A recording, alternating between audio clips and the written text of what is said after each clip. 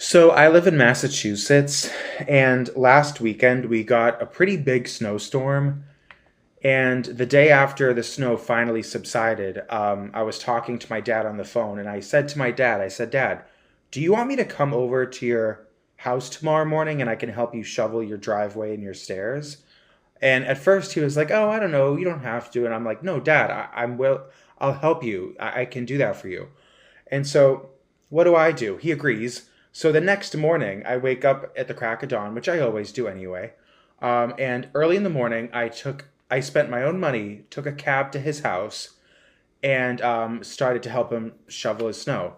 I did most of the shoveling, um, and I was about, I would say, a good 5 or 10 minutes into shoveling, and I'm like, if I, right now, because at one point my dad had driven away. He drove his car down the street to get all the snow off of it in an empty parking lot.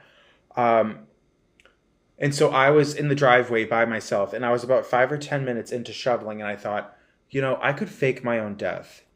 I could I could go in my dad's fridge and I could take some ketchup and which is expired. Don't worry about it. All the everything in my father's fridge is expired except the half and half, which he uses for coffee, and the Kerry Gold butter that he uses for his dog's food, to put on his dog's chicken.